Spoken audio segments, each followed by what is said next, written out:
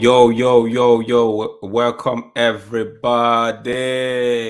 Compliment of the season to you and your family today, the 24th of December. It's the Christmas Eve.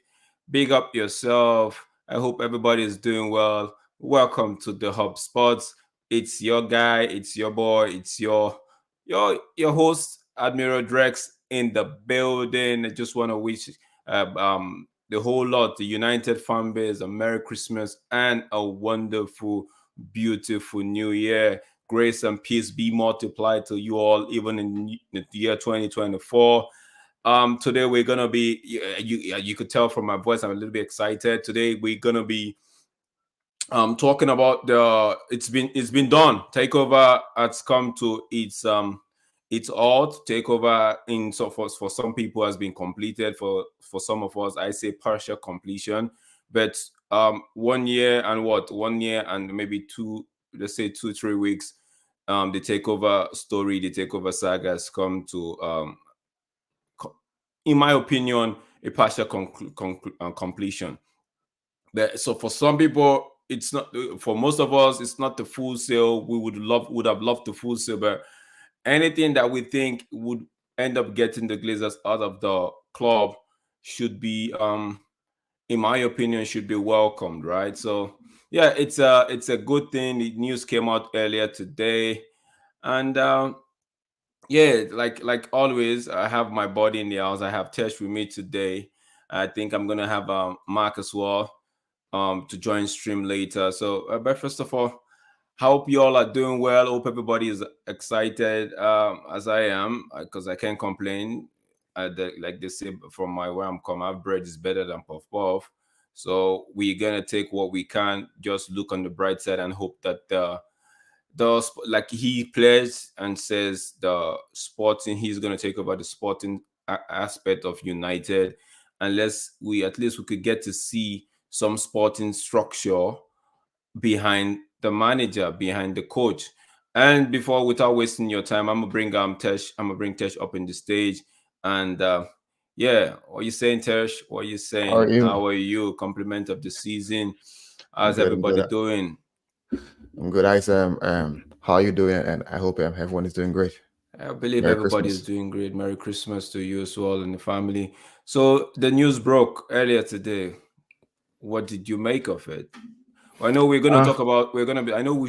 What do we do? Do we start with the United game as against West Ham, or because I think that was what we were planning to do today before boom, we had an early Christmas gift. I'll say an early Christmas, although we had it in the pipelines that it was gonna happen, but some mhm. people were saying, oh, because you remember how they told us by the back end of September was gonna happen. Oh, October 9th, oh, October 13th. They kept moving the dates, Mondays after Mondays after Mondays, and even was it earlier this week or late last week, Mike Keegan came out to say the announcement is something that should happen, but he was saying if it didn't happen last week Friday, then and it doesn't happen on the Monday, then he looks like it's not gonna happen until the New Year's, and boom, 24th of December, the Glazers sat down and decided to say, you know what, let's give them an early Christmas gift so they don't think we are just that we're that parasite that just don't want to go away. But we know they don't want to go away. So what do you make of where do you think we should start off from?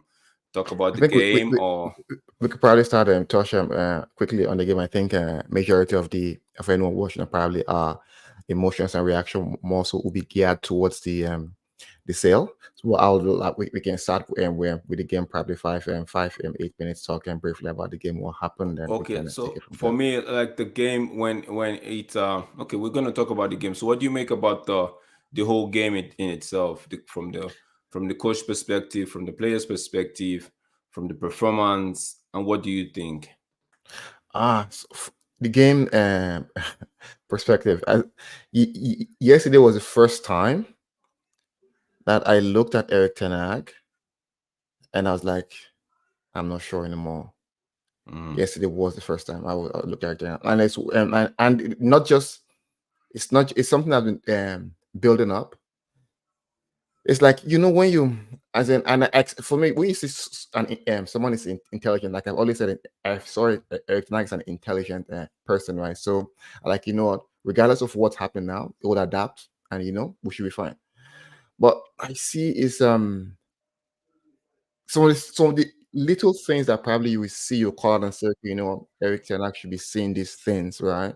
But then it's not saying it. Right? So, as in, that's why I lost a bit of trust in Ten Hag and yesterday night. There could be a lot going in the background that basically is impacting his performance. But on the game as it stands, I was shocked.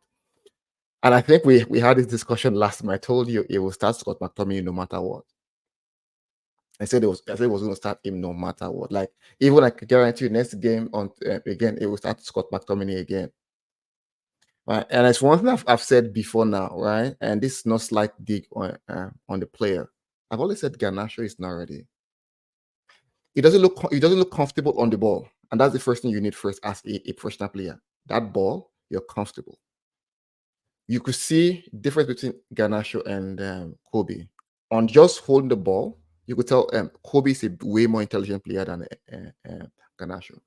Garnacho is not. It's not. That's why I was really concerned. Why is Eric Ten Hag pushing this guy? He's not confident. Neither is Rashford. Is not good though. But Garnacho is not. To me, if I were a coach, Garnacho probably would. I don't think I'd probably giving him a professional contract. He will be going on loan. If you probably compare Garnacho's, let's do a quick comparison. Garnacho and Ahmad. Would you think has more a better footballer? I'll take Ahmad because I've seen his output, right? And I think he's more intelligent on how to get people involved. Garnacho is still very young. He's still very raw. And I think the pressure being put on him by the manager, to me, is not even worth it. I believe, right? But guess what? It's really not the manager. I wouldn't say the manager is putting pressure on him. Now, when the senior player is not delivering, we all said the senior player is not delivering. Get Garnacho in. Sorry about that. The senior player is not delivering in terms of Marcus Rashford. Get Garnacho in. The next person in line that was supposed to play the left wing position is Sancho. Nowhere to be found. No, and I know, and I agree with you. The manager doesn't have a choice. He doesn't really have the options, right? And I probably say what I'm saying, right? Can he tweak it around a bit?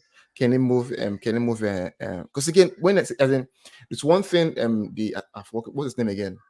The name of our not our assistant coach, the one after our assistant coach. What's his name? McLaren said, and that's what one thing I was really holding on to.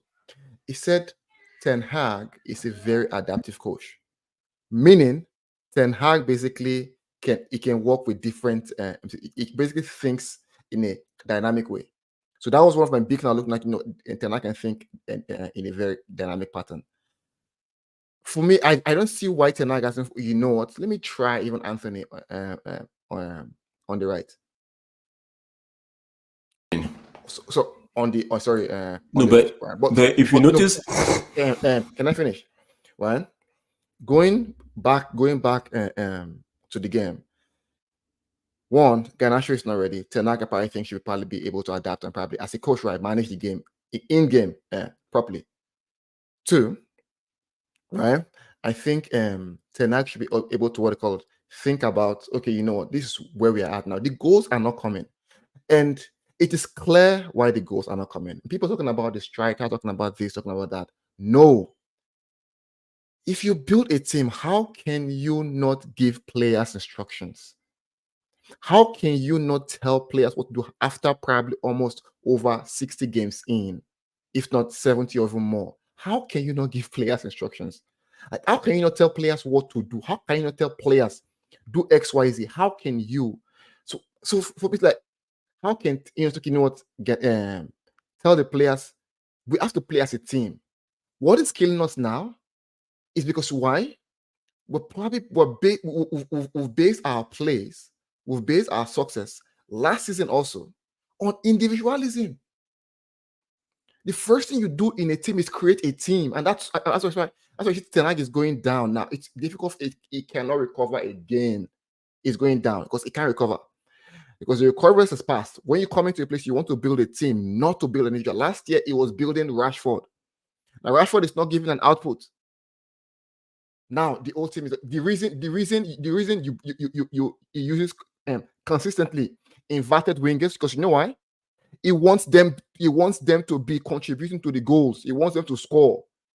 He doesn't want them to contribute to play to the team and the striker. He wants them to score. That's why he likes inverted wingers. He has refused using what they call natural wingers, which probably like it could try from different players we have. He doesn't do that. Players don't cross.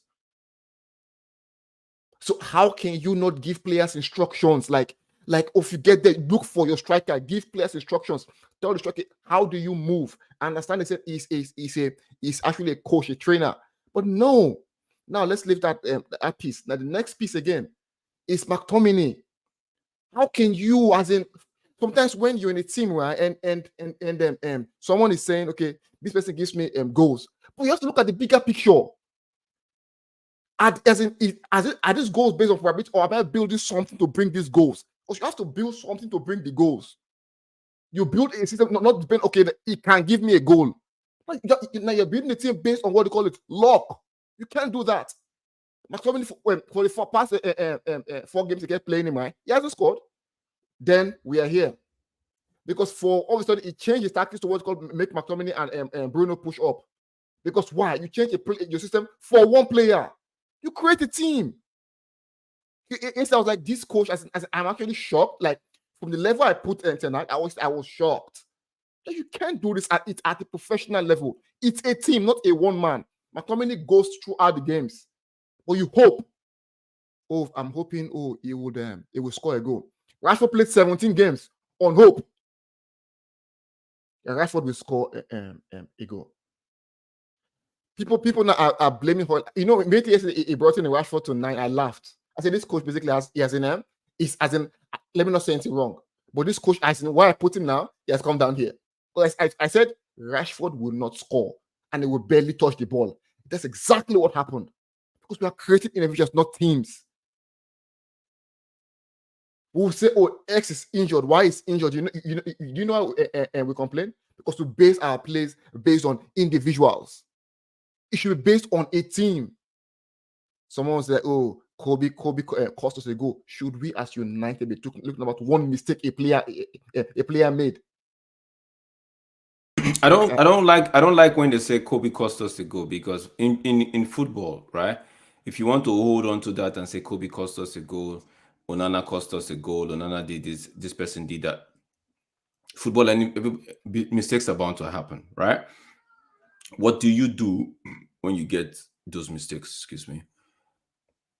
Garnacho had 2 opportunities. How do you?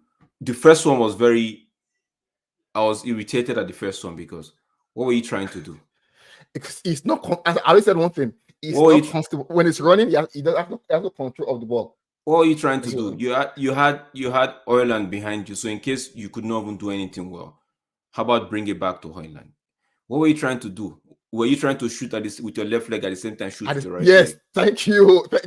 Thank you. He had no control of the ball. The intelligence was not there. Thank you. I thought I was the only one. Yeah. That one went. The second one came in. Bro, what are you doing? You had the ball on your favorite position. You move it to your left position. Ball that you would put on your. I said it against Liverpool after the Liverpool game. I remember I said, an experienced striker will put their body in front of the defender such that to commit the defender, so that you get me, so that you want to get the ball, you have to get through me, and that's a foul. Or give me the opportunity, or don't touch me, let me make, because by the time he moved the ball to his left, that guy had the room to come cover. But if he had stayed on his right and went further in that center, like the way Martial would have done it, right? Mm-hmm. Then you already know you cut one defender off. But go ahead.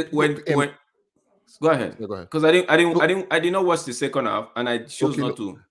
I chose not to watch it because the second half I was appalled at the first half. I'm like, this West Ham were poor in the first half. Yes, they were. Honestly, I was like, is this the West Ham everyone is talking about? I was actually shocked. West Ham were poor. When I saw them, I'm like, okay, no wonder Fulham put 5 past them. West Ham was poor, very They're poor. poor. They were poor. Like, is it the West Ham? Or am I missing something? So when we couldn't take our chances, it gave them the extra boost that they needed. First of all, they were at home. United hadn't put them to the sword with 2 clear. If it was the West Ham that had those 2 chances, it would have been 2 goals down. Go. Yes.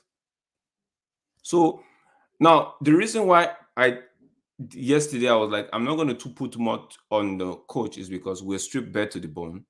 But I was hoping, a lot of us were hoping that it would have started Amrabat and Kobe, then leave Bruno ahead.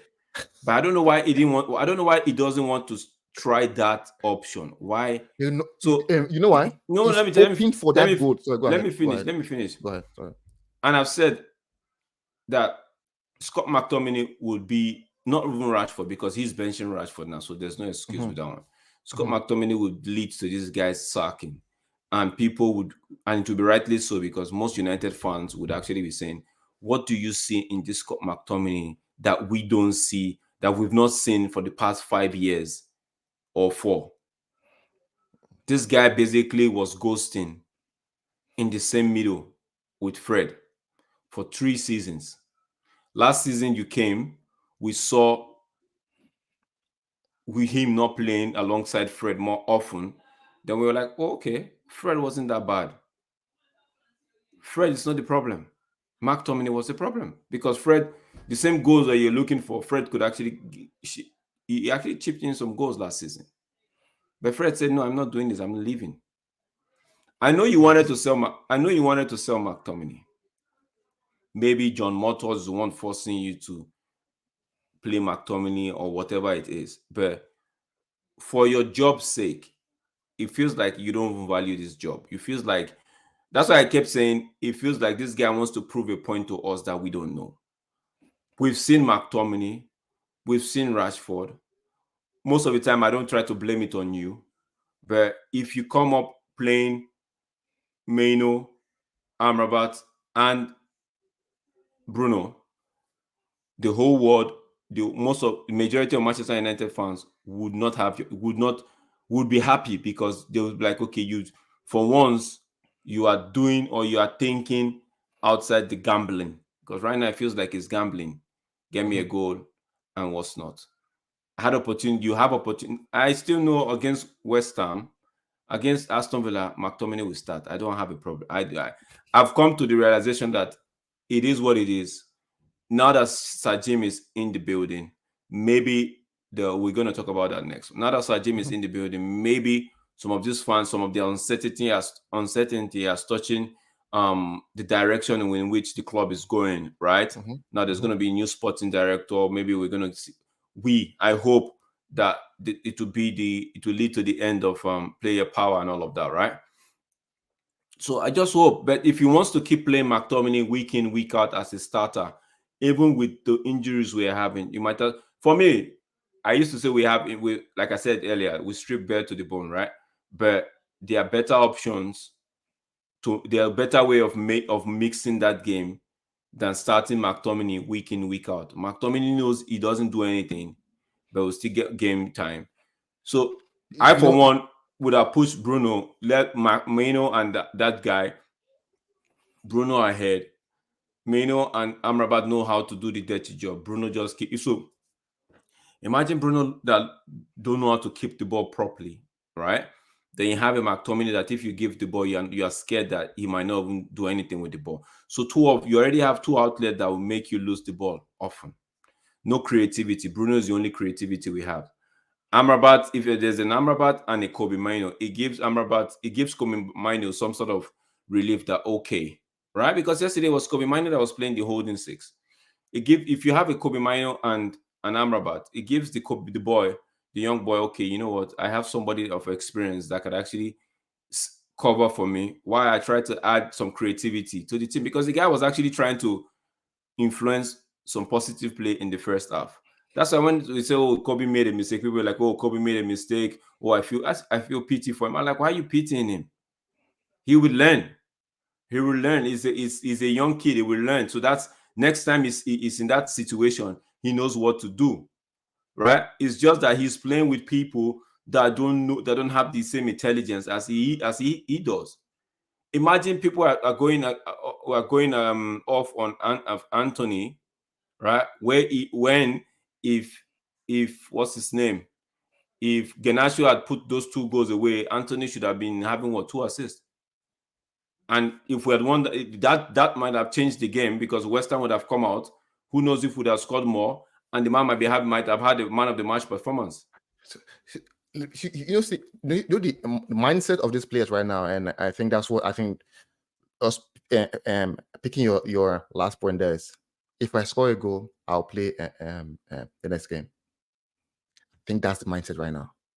And that's why you see right, even Anthony has realized, you know what, let me play. Because Anthony recently, and one has to be fair, I know people still what they call criticize him. He hasn't the price tag is not his fault, but over probably I'll say the last 4 games, he has had basically a bit above average performance. He has tried to actually create for what they call for the team. And so you see, Garnacho's first aim is to score. Now, if you see, McTominay occupies the position that Bruno will occupy. That midfield yesterday was like, I don't even know what was there. It was like they were confused. McTominay will still try to occupy the position the striker will occupy, because he gives you the ball in that midfield. Okay, it's running with speed to the 18. Yeah, to the 18-yard box. Because he wants to score. But when Ferguson then will give, okay, you know what, Ronaldo probably you don't have to play much, but you can basically you can do the job. Because why? He's extremely talented. McTominay, why? I don't understand his talent. Like, even I knew Fellaini's talent. What's McTominay's talent? Like so for me, I posted on X yesterday, right? Formerly Twitter.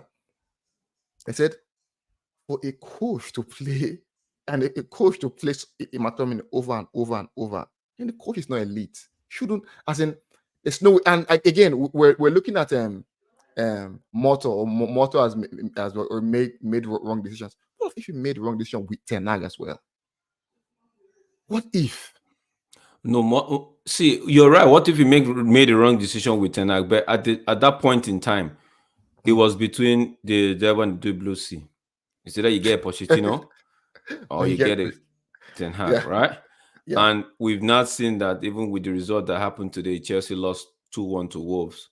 The goal from Nkunku, even at the 96 minutes, I believe. So if it now looks like if we had got list. Yeah, even anyway, either way would have gone.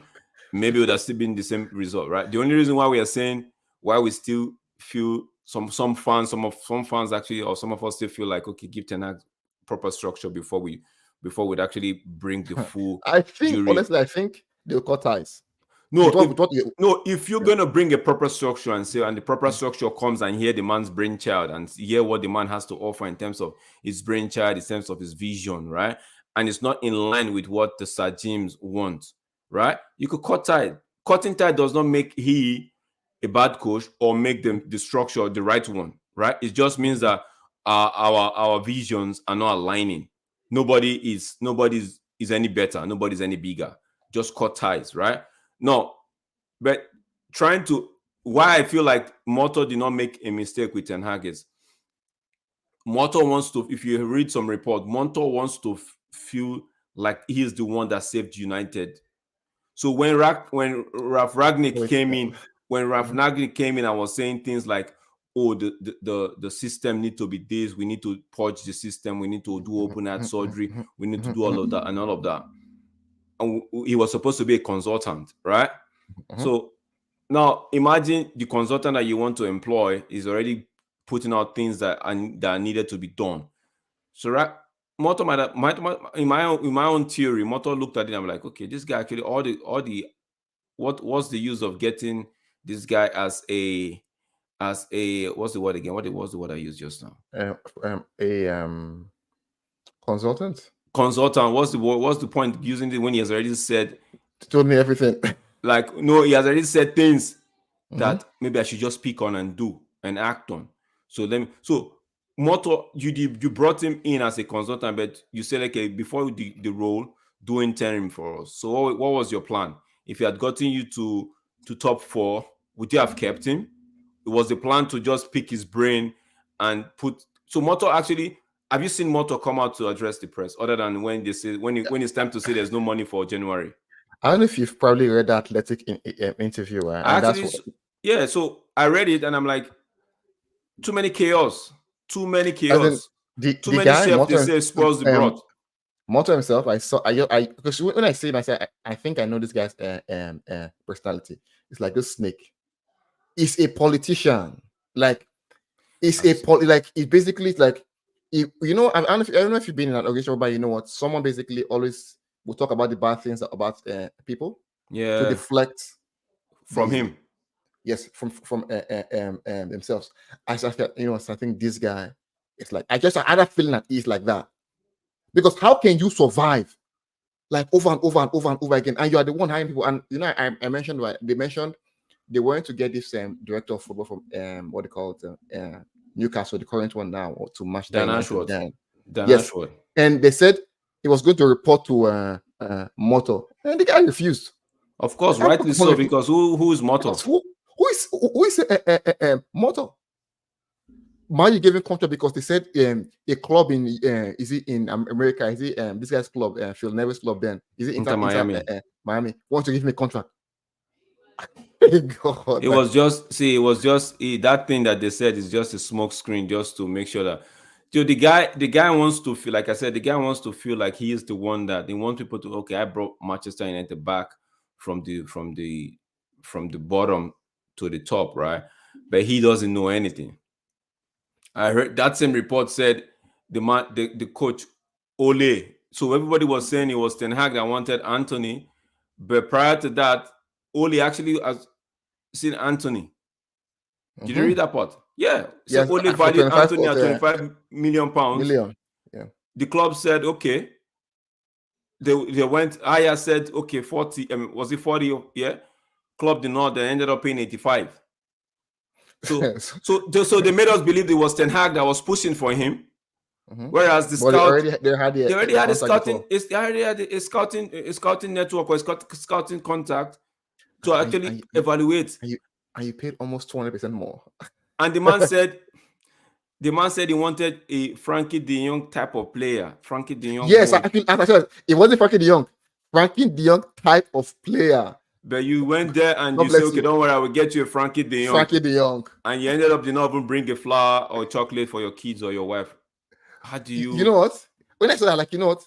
I think that's where, as I said, that's what I said initially. I said, it's either something is wrong behind the scene. Something is definitely see. That's why I'm saying, for me, before I'll bring the full jury on Ten Hag, right, would have to get a proper structure.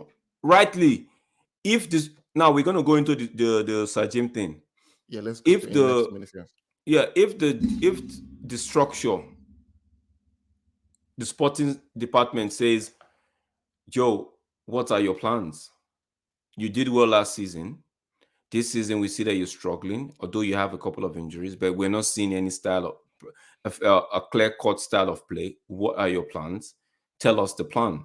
Then the man says, no, listen, Church. The man now says, these are my plans. I actually wanted XYZ kind of player. They brought this. They brought as referring to the Laurie Whitwell's article, right?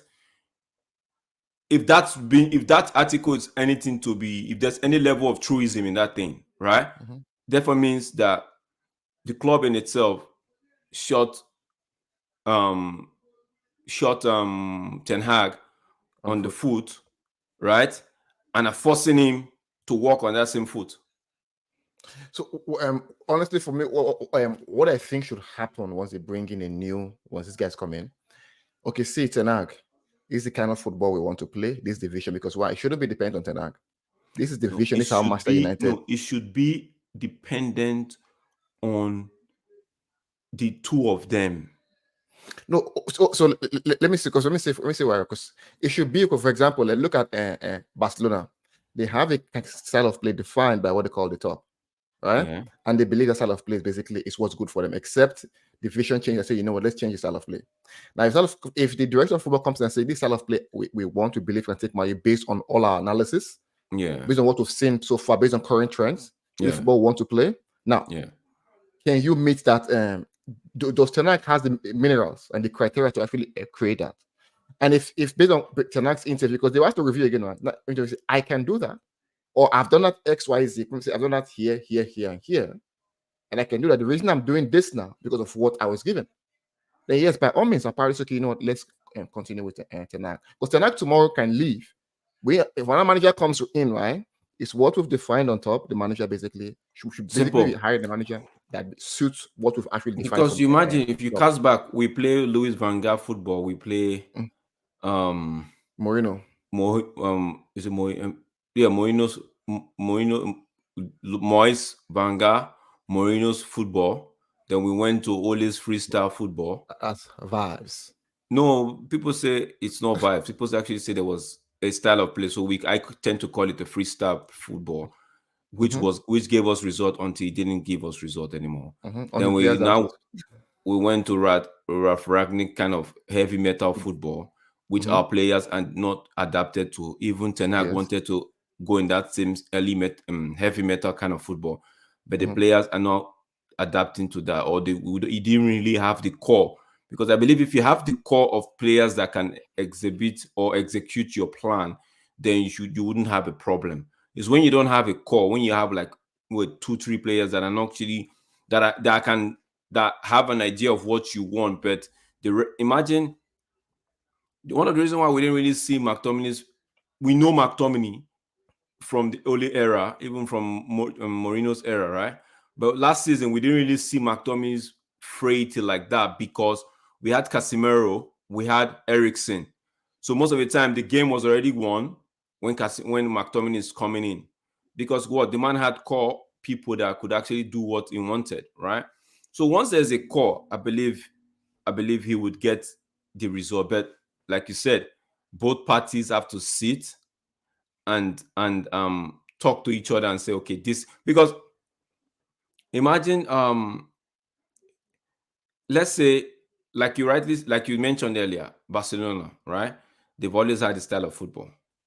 So when Ronald Koeman came in and he wasn't delivering in that light, they let him go, right? So it's the same thing. Sometimes a club might have its style of football, right? But if the new coach that they get on board is giving them the result with a slightly different style of football, they will keep him and hope that, with time he imbibes the culture of the club into its own style of football, right? So I just hope that with this, right, we should be getting some level of improvement. But on the flip side of the story, right, I'm just gonna, let me see if I can share my screen here. Let me see if I can share my screen. Let's just go over this. And yeah, Mark is in the building. I'm gonna bring Mark up real soon.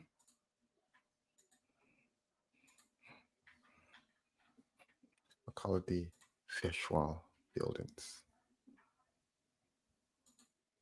Yo, Mark, how you doing? I think Mark, you're on mute if you're speaking.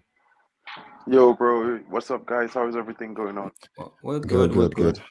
How are you? Yeah, tough, bro. I was actually having family dinner and they broke this news.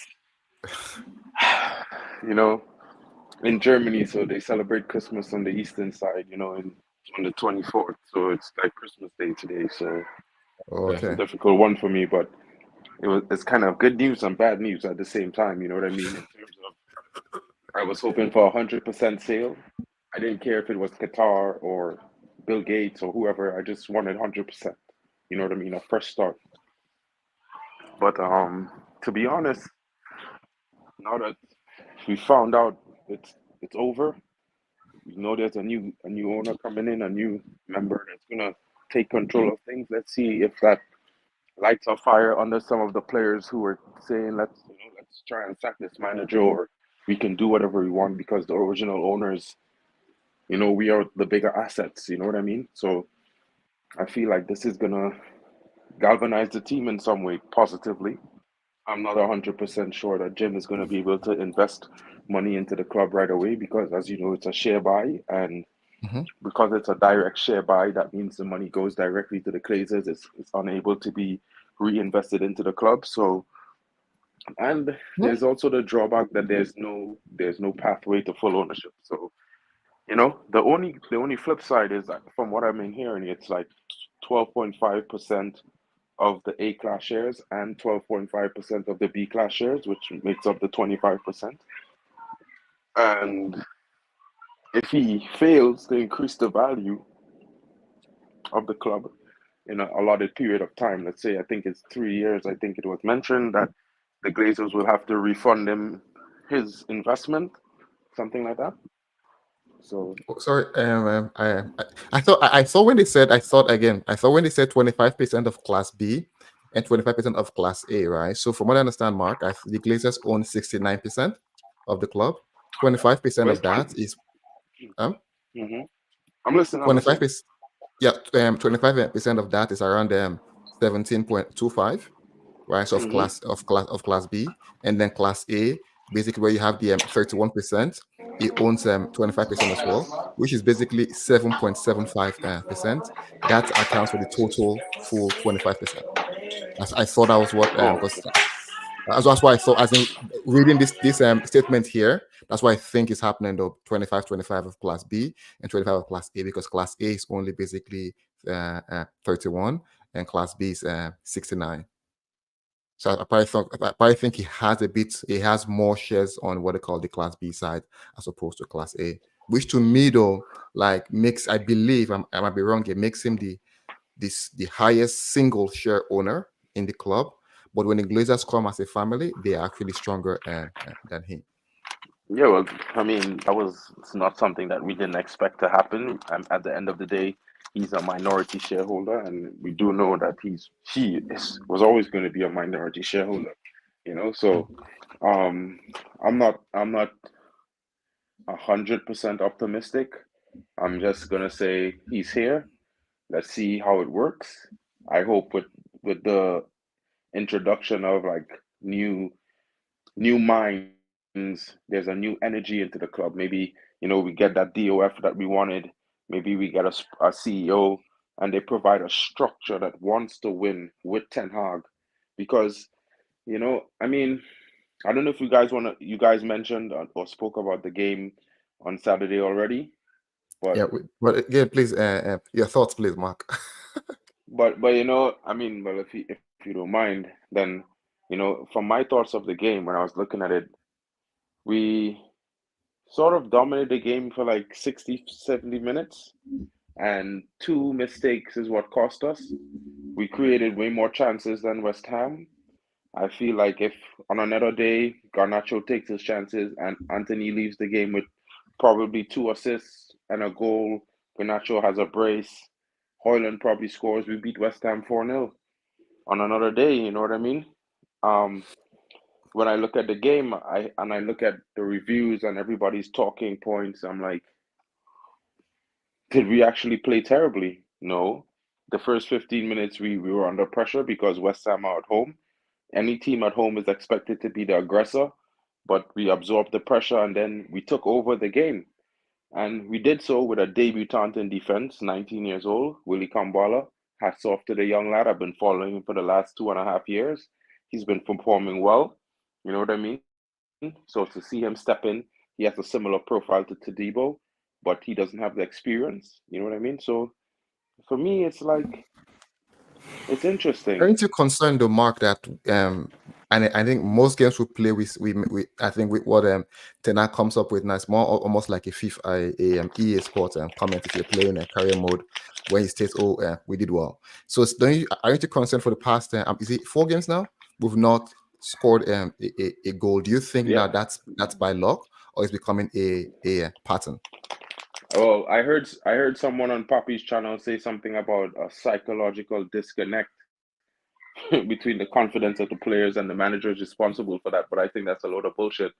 You know what I mean? Like the players it's just not his day. Like when in football, like I mean, I'm sure everyone is watching football for at least 10 years right now. Like, you know, I'm pretty sure we've seen better players go through 5, 10, 15 games without scoring goals, and then suddenly they just start scoring goals. I mean, before the last 4 games, we didn't score a goal really. We scored 9 goals in 3 games, 3 goals a game, back to back to back. So, in my honest opinion, when you say if this is a problem, I'm like, are you referring to the last 5, 6 games, or are you referring just to the last 3 games? I'm like, So sometimes I so go don't ahead. think it Sorry. I don't think it correlates in the sense that it's a big problem. I just think it's one of those things where, you know, we had chances, we had loads of chances, and we just didn't take them. You know what I mean? I think if you complain about the game against Liverpool, we didn't really create any chances. I think we solved that problem. We defended well. Mhm. We attacked. We looked the dominant side. You know what I mean? And I mean, like at the end of the day, we're not doing this with the same old regular players. We're doing this with 4 players who started under 21. You know what I mean? So No, I agree with you, Mark. But where I see a bit of concern right now is basically I think we are this second to last scoring team in the league, right? That's where are one. we? Where are we in the league? We're currently about, isn't it? We're currently 6th or 7th, I believe. All right. So then, what does it matter if we score 10 goals or we score No, 50 goals? What does it matter? you know, that's where I'm actually coming to now, right? So basically, Mm-hmm. we're not scoring goals. Like if you compare the same thing to last season, right? Last I season, can't. we started Mm-hmm. last Listening. season we started Go seeing ahead. the free hits from what they called where from also a goal perspective. If you see our goal difference last year Mm-hmm. was basically, I think, was it 10 or probably was it even less than 10. I'm not sure. And I think that's basically transitioned Okay. again to this season. But don't you see it as a concern? We're not scoring enough goals, although because what you're saying, we're 6th, right? And if we continue Uh-huh. like that, fine. But if we want to win, if we want to probably win major trophies, probably we want to compete, we can be having what they call this amount of goal difference. Are we out of the rebuild phase already? So no, so now they Okay. call it No, a I'm asking a question. Are we out of the rebuild phase already? what No, would you no. All right. what would you categorize So as then, a did rebuild, we see 10 Mark? play? Did we see 10 senior players leave the club? First team players and let's say substitutes. Did we see 10 of them leave the club already this season? You mean since Tenak came? Yeah, since 10 have come, did we see 10 players leave the club from 10 start? Did we see like 7 starters leave and like another 7 players from off the bench leave? So we could say that okay, this team has changed.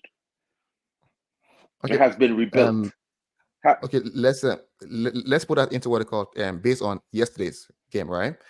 So Forget Tenak yesterday's brought game. No, I asking a general question. No, okay. forget No, the game. let's look. We talking Okay, about we let's talking strictly. We okay talking strictly okay no. because Understand what I'm saying, the, right? the reason No. why I don't want to go into what they call I'm using yesterday's game because why there's so many injuries. But if you want to go over everything, then Okay. it's fine. Yeah, we No, can go over well, you see, everything. you see, well, listen, right? The thing is, I didn't want to bring in the injuries yet. I wanted to bring things in a holistic perspective for Okay, all the okay. listeners, right? And Mhm. I'm not trying to dominate it. I'm just trying to say, well, okay, let me direct it in this way, in the sense that, okay, we know that in any rebuild, you need to Mhm. see exits, right? Yes.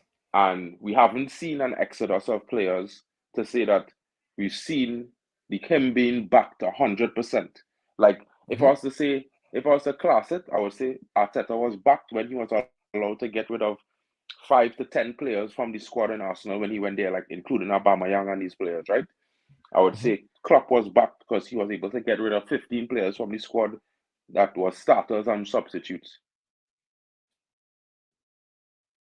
So Pep are you Guardiola, saying because if they buy players on the face, move them on. So what I'm saying is, until that happens, we're not yet out of our rebuild phase. So, in my honest opinion, thinking about challenging for a title when we're in a rebuild is a bit, how to put it, overestimation of yourself. Now, understand that we have a strong and an epic history, and power to that and respect to that always, because you never forget where we come from. But at the same time, we are not that team. We have not been that team for the last decade. And I feel like it's a little bit disingenuous for all these fans to blame our manager for all these problems that he did not create himself. When we are 100% know for the last 10 years under all the other managers, the board is weak. They don't allow players to leave. The same players who, let's say, at least 3 of those 5 managers wanted to get rid of are still at the club. We have the same coaching staff, backroom staff, medical staff that has been there since Jose Mourinho. I don't see Ten Hag has been able to recruit a fresh team of set piece coaches, defensive coaches, because all those things were lacking under Oli, and those same coaches is who we have to work with now. So now that if I tie this into everything that you're saying, I feel like I was just hoping for the season that he would if he changed his style of football to suit what his idea is, that we would at least remain in the top 4 at the end of the season, probably finish with a cup, or maybe compete in 2 cup finals. That was really my only expectation this season. I didn't expect a challenge. I didn't expect to compete with City or with Liverpool. Mark, let me clarify. I never. I'm not talking about challenging. I'm basically, like you mentioned, my own expectation probably was lower than yours. Was top 4, and also still at least a style of playing. That's what we call building, right? Building probably something, right? Even though we are losing, to me it's fine. But let's see something happen like this. There's a style, we're seeing a style, or probably see a learning curve from him, because it's also learning. But I, like yesterday, where I was telling yesterday, it was when I started questioning, right? It was the first time I started questioning his technical abilities. Yesterday was the first time I started, is he actually as good as I think he is? Hello. Yo, man, I see. It's actually like, Mark, you guys have. I understand. I understand you guys' concern, right? Both of you, on the opposite end, right? But let's just get one thing straight, Tesh. Let's get one thing straight.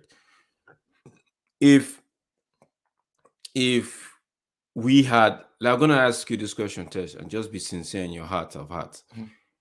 If we had Arteta with this current management we have in our team, do you think it would have lasted that long like it did in Arsenal? No, it won't. Okay, good. Do you think if Ten Hag has this structure Arteta has now, or had then, because Arteta had structure, Arteta had the people backing him and saying, okay, whatever you want to do, right? As long as we see progression, right? And the progression meant Arteta was finished 8-8, if you remember, 8 or 7, right? All this while we're having our own downtime, we're still topping them, right? So do you think if Ten Hag had some structure like that, in terms of if Ten Hag was in Arteta's position, do you think Ten Hag would have done well? Is that what you want to ask? Do you think Ten Hag would have even done better than Arteta? No, I don't think Ten Hag would have done better. Ten Hag would have done decent, and I would have been top 4. And let me tell you why. And that's why sometimes you probably have to give Ten Hag some slack for this one. Arsenal's always been a kind of team, even building from Arsene Wenger. They play the tiki-taka kind of football. They've almost been like a possession kind of team play. Now, they had certain players which then pulled back from that based on how they play. They applied a bit of a lethargy kind of play, and these were very good players though. Ozil is a very good player, but it's not someone that basically will go and press the ball. Ozil he plays on basic intelligence, like he doesn't know giddy. He plays like that. Aubameyang can play. You know what? I'm a striker. I don't have time for that, right? So Arsenal already had a base, something similar. So Arteta came and said, you know what, we need to continue our base. Let me take these guys out. And then continue with what we've always known, because they've always had that base. If you're honest, from Arsene Wenger, they've always had that kind of play where we are playing. Don't forget they had Unai Emery who couldn't cut the tiki taka for them. So they had Unai Emery. Because what actually happened in Arsenal was basically the management came and said, okay, you know what, let's do this. That's the key word. The manager's I'm saying let's do this. But isn't the same Unai Emery doing well in what they call in Aston Villa? Because what they're giving him, they have a different. Unai Emery is fitting into a pattern for them. Now, we tend to forget the same. Are you saying the previous coach before Unai Emery never had that had what Unai Emery has? That the management. They had the management, but they didn't have the. He didn't have the players he had. The management, the coach at the time, the players he had, right? He couldn't. They were not his style of players. So when Unai Emery came, it was easy. This is the kind of players I wanted. Now Conte had. Let me switch for you. Let me switch for you. Okay, go ahead. Yeah. Conte had the same players Ange had. But they were not Conte's players. Conte were asking the question, the players, where are the players? Right? Because Conte wanted what? A style of, like, some players that would suit his style. Right? Now, they took Conte out, brought in and the players in there suit and style. Even the Perisic that Conte was counting on. It's not really a starter like that. So it's... Can we say we have a structure? Can we say we have? No. Can we? Let me say go structure. My keyword. I said I think like I said, it's problem in the structure. No, I'm not going to go about structure. I'm not going to go about structure. I'm not going to go about. Do we have we had a style of play since Ferguson dropped, since Ferguson retired? Have we had a style of play that you could say, okay, this style of play we built? Now let's say we started with Moyes. Or we have never. To answer the question shortly, we've never had a style of play. Yeah. So it's like we've been chasing shadows. So the problem is not actually the same. The problem now is not the problem with manager. I'm not saying it's not good. Understand what I'm saying? I'm saying I'm doubting his decision making now.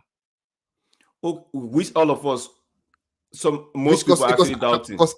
Because most, I won't I guarantee you, like 50% of the fan base right now, they are doubting. Okay, this guy, your decision making, we are doubting that now. We are doubting it because he keeps playing. It took him time before he could bench a Rashford who wasn't producing. Now he keep playing a McTominay who we all believe is a gamble, because he is actually gambling to hope to get a goal, because us as players don't see what McTominay does on the pitch that you are seeing. Like, you remember I said it feels like he's trying to prove us wrong on something that 3 years we've witnessed it with our eyes. And is there something McTominay is doing in training that we don't know? But that is his decision, right? For not even trying to give some starts to players like Pellistri, and even before Donny signed the contract like that, Donny and the rest, right?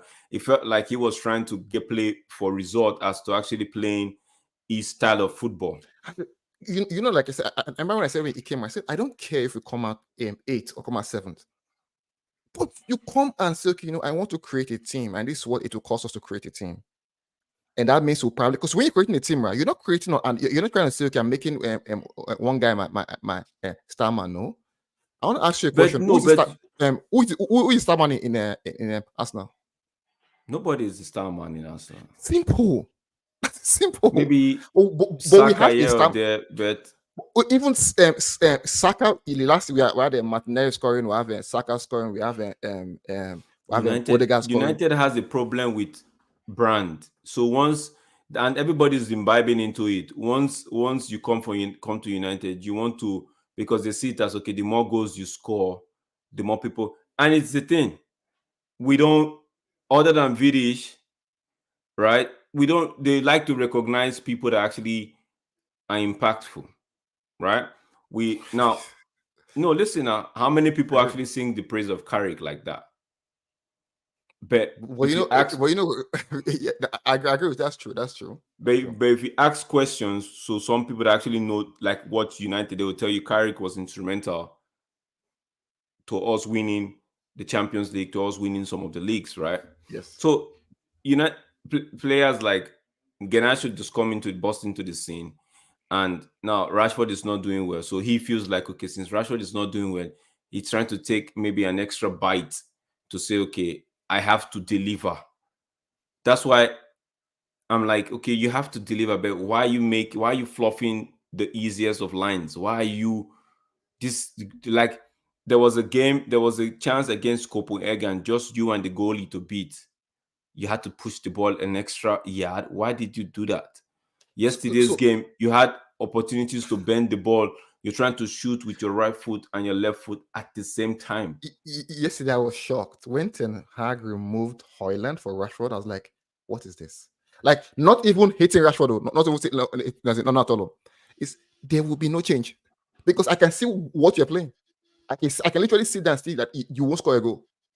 Even if you change, bring in Martial, remove Højlund, I can see there nothing will happen because nobody's going to give him the ball. Matasue just push Rashford to push Højlund to play McTominay's position and put Rashford up. I keep saying it. For me, I'll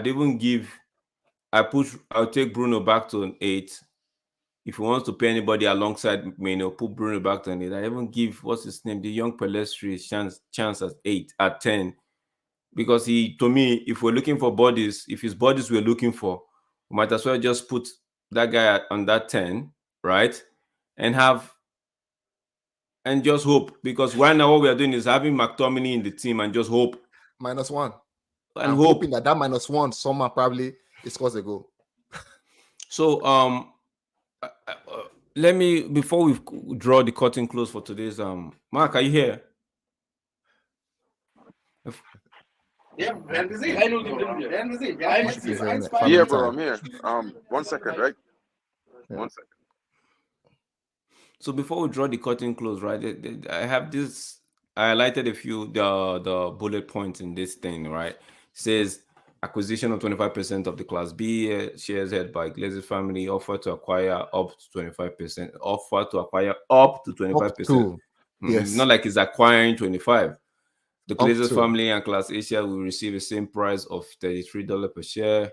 Further investment of $300 million into the club. Now, this is where,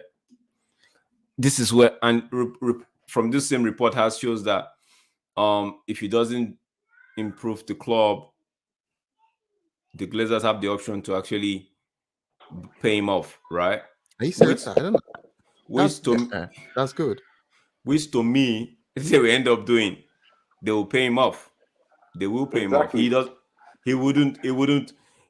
Glazers won't sell to him. They will pay him off because there's no clear 100%. there's no clear plan in the progression of taking over the club.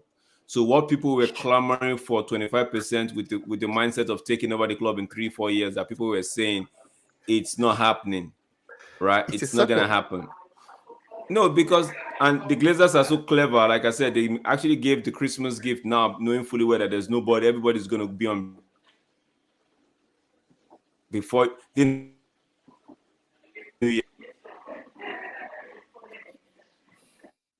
Right now, they would employ Sir Jim to make as much improvement. In fact, do the needful in terms of sport management and all of that. Right. I still see the likes of John Motors remaining. I don't see any Paul Mitchell coming in. I don't see no. I heard it basically Blanc has been Blanc is the with the CEO. I heard if you read it, I think if you go down right, they gave them two seats. I think one is Sir David Bradford, and the other one is John Blanc. And one is Sir Blanc. But yes. But let me ask you this question, right? What's so exciting about Blanc? What's so exciting about Sir David Brailsford? He's if I'm correct, he's that guy that caused that cycling fiasco with the doping situation for Britain, right? So are we going to get that same Sir Brailsford, who's a cycling professional I think he's going to upgrade the medical department. I think that's what we could count on. We're going to get probably state-of-the-art technology when it comes to sports science. I think that's definitely going to be a positive. You know what I mean? But at the same time, I'm looking at it like it's probably just the Glazers borrowing money in a different way to clear debts, keep everything moving, and just remain at the club for another 2-3 years. Because as we all know, the credit lines are kaput. It's done for. They have no money. They can't get any borrowed anywhere. They can't leverage no more debt. They can't do anything. So in a way, I like I said earlier when I said before I cut out because I lost the internet. I'm just saying that it could be positive because as we know he's a very good businessman. I'm not going to take that away from him. So I would think that judging from his his attitude and his reputation, that he would probably improve things. And if he's aiming for the sporting side of things, then it should pay dividends and impact everything. Because, like, I do question Ten Hag, some of his motives and some of these things sometimes. I do question his selection sometimes. But not because I would like to see a double pivot means he's wrong. Because when the single pivot works, it works amazing. We score 3 goals. But I agree with you. But if you want to say, I look at it this way, right, bro? At the same time, we started the season with 16 players injured. The starting back line or spine of the team that kept the 18 clean sheets last season, none of them were available.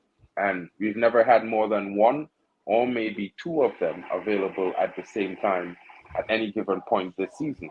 So if I was to say to him, I expect to see a style of play building upon last season, I'm being naive, or either that or I'm being delusional, because we don't have those players that did that last season. So there's no way we're going to get that.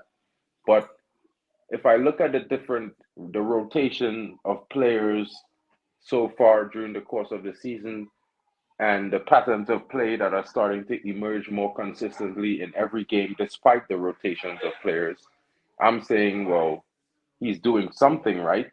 Because if you look at I will draw back to yesterday's game. We lost 2-0, but we could have won 4-0 in the first half alone. And if you say Ten Hag is wrong for his tactics in the game yesterday, then I ask you why. Because we lost. We didn't lose because his tactics were wrong. We lost because our players didn't take the chances when they were put through in open, clear spaces. Anthony has been the best right winger in the last 5 games, and people are talking about he doesn't deserve to start, right? But those same people will say, well, give Rashford time. He will come good. He scored 30 GA last season, and he's been shit for every single game he's played this season. Garbage, right? So I ask those people to ask themselves, are they mad because their favorite players aren't getting game time? Or are they mad that, they have to swallow some losses so that in the future we could be a dynasty again? Because ain't no way another manager is coming into our club with the shit that we have, the type of players that we have, and the system that we already was changing from a counter-attack system to a possession-based system, and do a better job in less time than Erik ten Hag. I mean, you could cite 10 different managers right now, and I would say to you, if you were there when Drex and I did we covered the 2-year stat projection of Ten Hag versus Jurgen Klopp and Ten Hag versus Mikel Arteta, he's ahead of them both in their first 2 seasons. He's ahead of them both. So my take basically about Ten Hag yesterday, when I said I lost a bit of in his decision making yesterday, and even over the season I've seen also a bit of his in-game management hasn't been the best as well. Yesterday his in-game management was poor. Yes. To me, I believe how. No, so. I'm just asking how. I'm not okay, so let's start. How. McTominay in the game yesterday was basically ghosting. Martin. It was not in the game. Pull up McTominay stats from Drex if you have time, please. McTominay wasn't in the game yesterday. Now, because, the reason why people will post stats, but the eye test basically doesn't lie, Mark. Okay, the eye test don't lie, but the eye test and stats it still come together and make a This, better test, I don't think even like, except Jesus Christ come to tell McTominay is a good player, I'll believe it. McTominay is not a good player. No, I don't say he's a good player, but let me base things on, let me be reality. This is not a video game, right? This is football and this is real life. Yes. Our team is skint, 100%, right? If we agree there, then we playing a team away from home. We already starting 4 players under 21, a young defender making a debut, right? Kobe Maidu in the midfield. Scott McTominay won more duels than West Ham top midfielder in defensive duties in the game yesterday. Scott McTominay, right? So while I say he's not a starter for the United team, all of us could agree on this. If you want to say the manager is terrible because Scott McTominay in the team, I would say to you this: if Garnacho had scored a brace and we win 4-0, what would be your criticism of it? McTominay start, but we win 4-0, we should have win 8-0. I think Drex and I had a conversation before now, right? We were talking about, and I said McTominay will play the next game. I know for sure he basically would not in no way contribute to that team. McTominay again will play the next game again. We'll play on Tuesday. He will play again. He would in no way again still contribute to that team. Why? You can talk about tackling stats and the rest, but in no way McTominay is basically Casper. In no way will he will. Well, I agree with you, right? That he is generally a Casper, but in the games when he performed decent, let's say a 6 out of 10 or a 6.5 out of 10, I'm not gonna tell him he's Casper. I'm not gonna say he's a waste of time on the field, because we bring on a player making 375k a week that was worse than him in less time, in a third of the minutes he played. He was worse than McTominay for the entire game. So before I start on McTominay, I started with Rashford. Like, why was he even on the field? Why did they bring him on? Why did he come on as a substitute at all? You know, I said Rashford coming on made no was going to make no difference. And to me, and that was again, sorry to cut you. My point was basically in bringing Rashford and not changing the style. What was he doing? Because there's no way Rashford is actually getting that ball to score a goal. Well, I mean, he did get some chances. It's just what he did with it. I mean, if now think about this, right? And I wanted to consider this in a way as if you was an employee, let me just say it's not football, right? You're an employee in sales. You're working for Porsche, right? You're the top salesman last season. Sell everything. If you sell water to Wales last season, right? This season you're not closing right now. You're having a rough time. You know, 3 months in, you had no sales, right? Where your manager should fire you, or give you chances to see if you could. So for example, if I've had a previous track record of probably having sales, then probably on the short term I've not had sales, and I can actually explain why.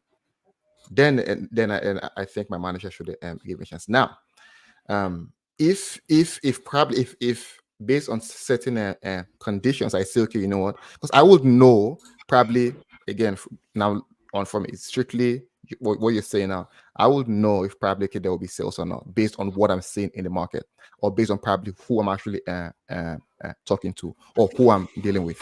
Now, if I pull that back to Ten Hag, I would say, okay, Ten Hag, based on what you're seeing currently, or the output you've seen probably the last 2, 3, 4 games, or probably over time, right?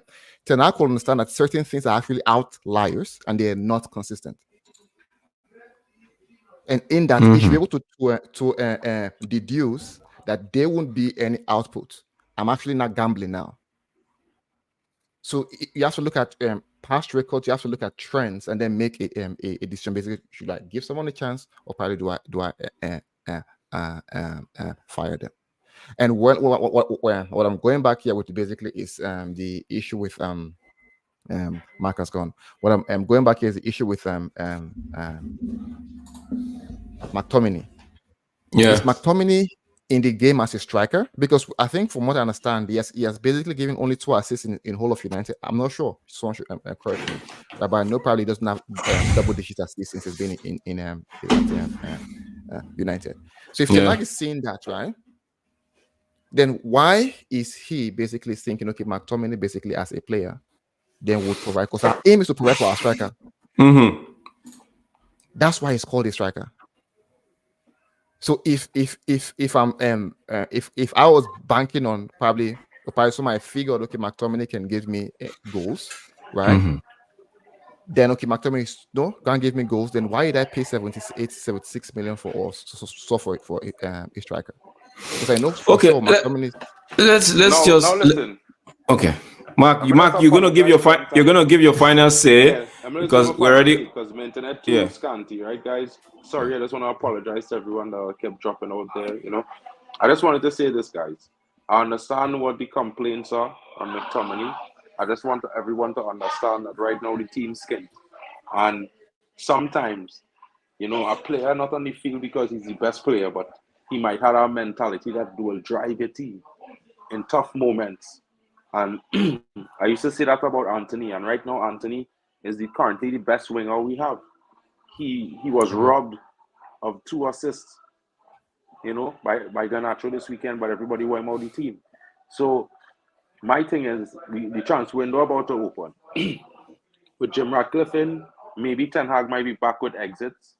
Let we see. And with the way Scott McTominay and Harry Maguire have been performing in the squad, let's not forget West Ham was in for them this summer. We had some talks with Bayern Munich for Scott McTominay. Who knows? Fulham also wanted him. Maybe they might come back in for him. So maybe this was a ploy and, let me say, a handshake. Scott come in, give a good performance, he get consistent game time, he get a move that benefit him, benefit the club. Bring money in that we can maybe buy a cheeky midfielder or 2 young cheeky midfielders to come in. You know what I mean? Like a Loran for like a 5 million euros from Palmeiras, like a Luis Gula-Hilmo, or like a Gabriel Moscado or something. That going to be like a little 10 million. He sends Scott, we getting 30, 35, 40 probably with his performances. Same thing with Maguire, one of the top defenders in the league, probably could get 30, 40 more. Maybe that.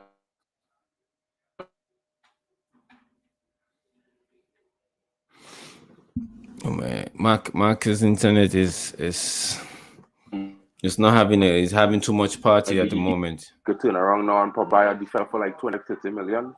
Look, we have Willie coming in the squad. You know what I mean? So, yeah, it's one of those things where you could. Let's hope and pray. Look from the perspective where the team in a flux. You know what I mean? Yeah.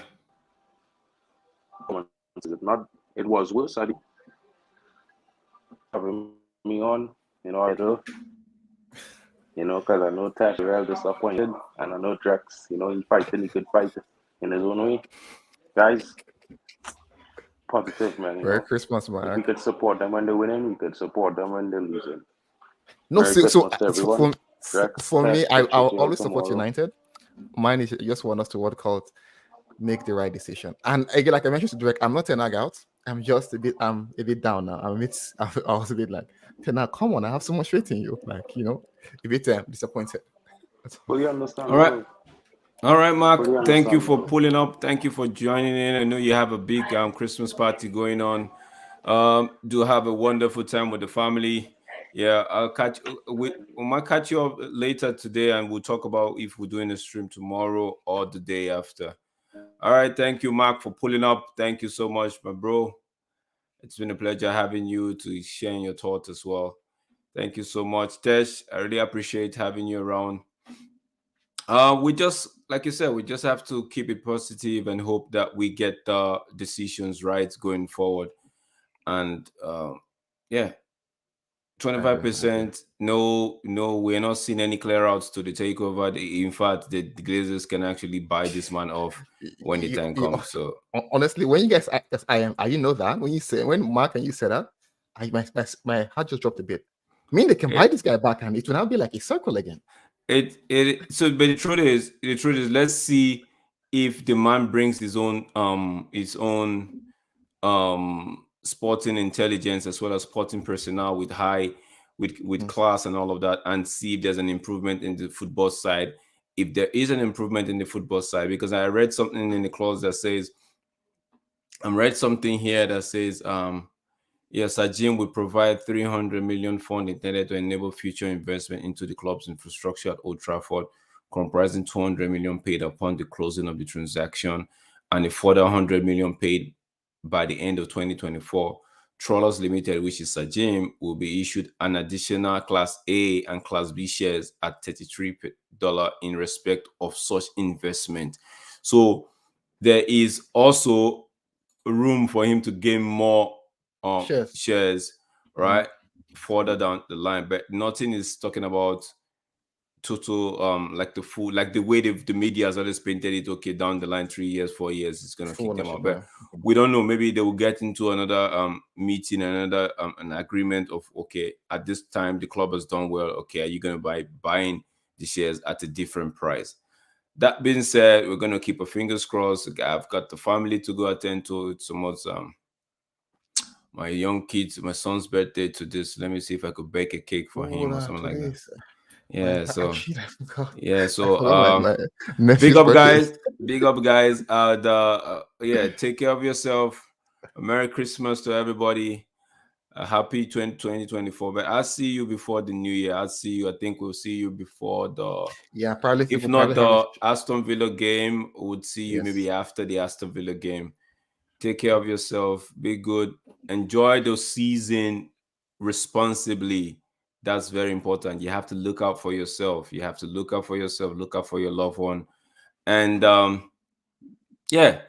just be positive. The new year, there's no harm being positive. Negativity drains, positivity, it elevates. I catch you on the next one. Until see you again. Peace, and I'm out of here.